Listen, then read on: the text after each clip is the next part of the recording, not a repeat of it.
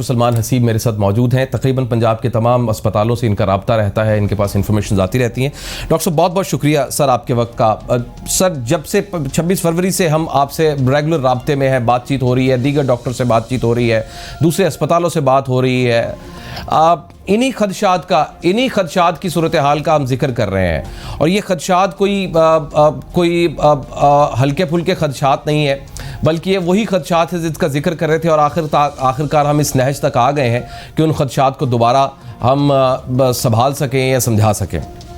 अब मुझे बताइएगा कि पंजाब भर में ख़ास तौर पर जो लाहौर के अस्पताल हैं वहाँ सूरत हाल क्या है। हमें तो ये बताया जाता है कि अभी भी हमारे पास 25% कैपेसिटी इक्विपमेंट्स की, बेड्स की मौजूद है। सिचुएशन क्या है पूरे पंजाब में और लाहौर में? बेड्स की सिचुएशन क्या है और जो केसेस आ रहे हैं उनका ट्रीटमेंट कैसा हो रहा है? और साथ में ज़रा ये भी ऐड कर लीजिएगा कि जो टेस्ट दिया जाता है कोरोना का, कितने दिनों बाद उसका रिजल्ट आता है और उसके दरमियान में किस तरह से उसको रखा जाता है पेशेंट को?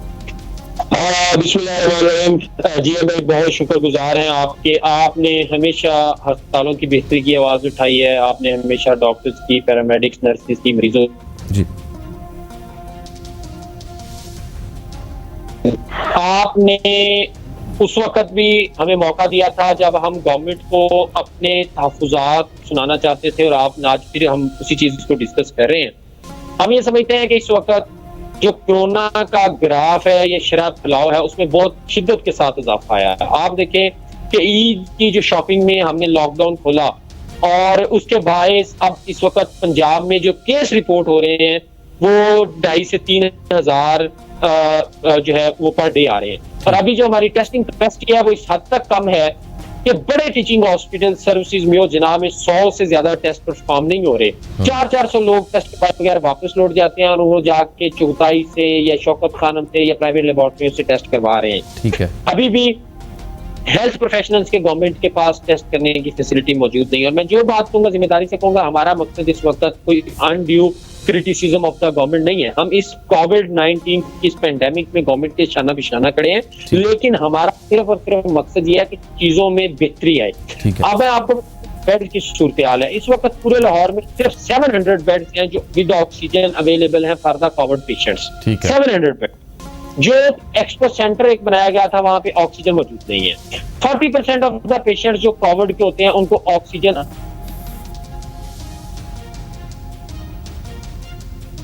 आपको उसको 40% ऑफ द पेशेंट को ऑक्सीजन देनी पड़ती है। लेकिन अलमिया ये है कि हमारे अस्पतालों में इस वक्त ऑक्सीजन वाले जो बेड्स हैं उनकी कमी हो चुकी है।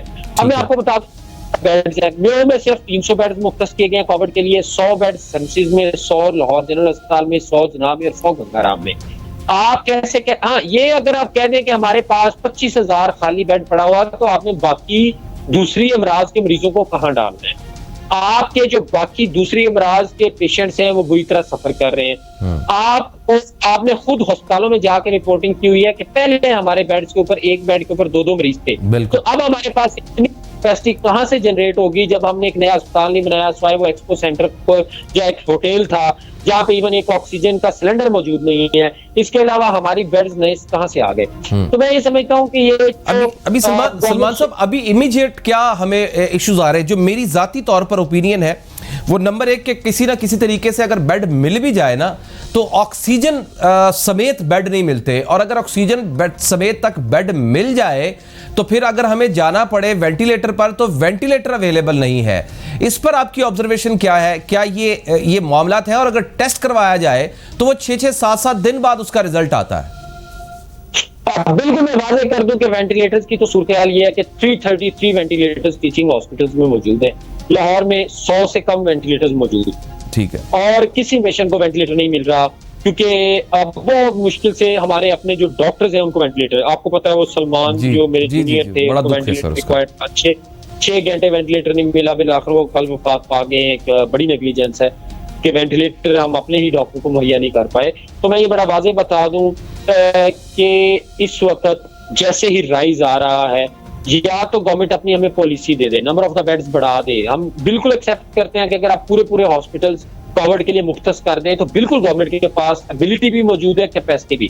क्यों ये मेयो अस्पताल और सर्विसेज अस्पताल और जिना को मुकम्मल तौर पर कोरोना के लिए मुख्तस कर देते हैं और बाकी मरीज किसी दूसरे अस्पताल में देख लें। लेकिन मसला तो यह है कि बाकी मरीज ऑलरेडी एक बेड के ऊपर दो मरीज थे। तो सूरत अगर खुदा ना खास्ता देखें, इस वक्त जो गवर्नमेंट ऑफ पाकिस्तान ने फैसला किया है, हमने कोरोना की जंग लोगों की कुव्वत मदाफ्त के साथ लड़नी है, हमने लॉकडाउन तो करना नहीं। अगर लोगों की कुव्वत मदाफ्त के साथ आप करेंगे तो आपको अपनी 100% ऑफ द पॉपुलेशन कोरोना के खिलाफ लड़ानी है। मतलब आप अपना हर सिपाही महाराज जंग पे भेज रहे हैं, हर शख्स ने एक दफा कोरोना का शिकार होना है। इस पॉलिसी में जब आपने लॉकडाउन नहीं करना तो इसका मतलब यह है कि 100% of the population of your country will be affected by corona. और जिन लोगों की कुव्वत मदाफ्त अच्छी है, they will come out of it, और जिनकी कुव्वत मदाफ्त कमजोर है वो खुदा ना खास्ता इसमें वफात पा जाएंगे। ये मैं नहीं कह रहा, मतलब ये अब आपकी पॉलिसी है।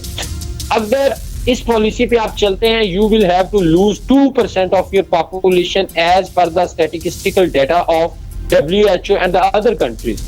पाकिस्तान में जो इस वक्त हकीकी तौर पे शरह मौत दिखाई दे रही है वो 2% है, क्योंकि पाकिस्तान में बहुत सारी डेथ्स रिपोर्ट नहीं हो रही।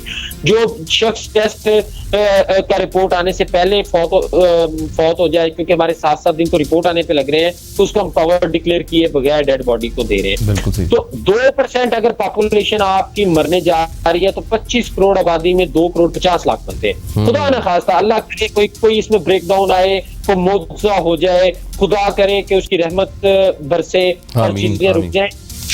लेकिन मैं वो बात कर रहा हूँ जो WHO ने की है कि अगर आपने हर्ड इम्यूनिटी की तरफ जाना है, आपने पूरे लोगों को, आप ये बात कह रहे हैं जो मैं बिल्कुल गवर्नमेंट को अनड्यू क्रिटिक नहीं कर रहा कि आप लॉकडाउन कर दें। हम समझते हैं कि लॉकडाउन आप नहीं कर पाएंगे, आपकी माशी हालत खराब है या व्हाटएवर, वो हमसे बेहतर जानते हैं। लेकिन लॉकडाउन सलमान, लॉकडाउन नहीं कर पा रहे तो अवाम को सिर्फ मास्क की हद तक ही समझाया जा रहा है ना। ये नहीं समझाया जा रहा कि हमने ग़िज़ाएं कौन सी खानी है जिससे इम्यून सिस्टम बेहतर होगा, या हमारे पास अच्छा इंजेक्शंस की बात चल निकली है। ये जो एक्टेम्बरा इंजेक्शन है, ये क्या कहानी है, इसकी क्या मामलात है, ये क्या इफेक्ट करता है और ये क्या हुआ है इसका, और वाकई कोई अवेलेबिलिटी है या नहीं है, और इफेक्ट करता है, क्या इफेक्ट करता है?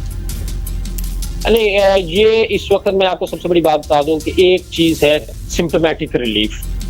40% लोगों को ऑक्सीजन की जरूरत पड़ती है ड्यूरिंग ट्रीटमेंट ऑफ कोरोना। ठीक है। सिम्टोमेटिक रिलीफ 2 चीजों से आ रहा है, बल्कि अब 3 चीजें कर लें। सबसे पहले पैनाडोल की गोलियां, ठीक है, उसके बाद ऑक्सीजन, तीसरा ये जो कैमरा टोसिलिजुमैब इंजेक्शन है। ठीक है। टोसिलिजुमैब इस हद तक प्रूवन है कि ये सिम्टोमेटिक रिलीफ तो बहरहाल दे रहा है, बहुत सारे मरीजों को, मेजॉरिटी को इससे फायदा हो रहा है। हाँ, ये नहीं कह सकते कि आप बीमारी के खिलाफ ये किस मकसद के लिए होता है, इसका मतलब इसका इफेक्ट क्या होता है? में जो आपके लंग्स की बहुत तेजी से इफेक्ट हो रहे होते हैं, वो उसको रोकता है और आपकी बॉडी में मतलब एक इम्यून सिस्टम की हेल्पफुल भी होता है। लेकिन इसको आप ये नहीं कह सकते कि ये वायरस खत्म करता है, ये वायरस का इलाज बहरहाल नहीं है।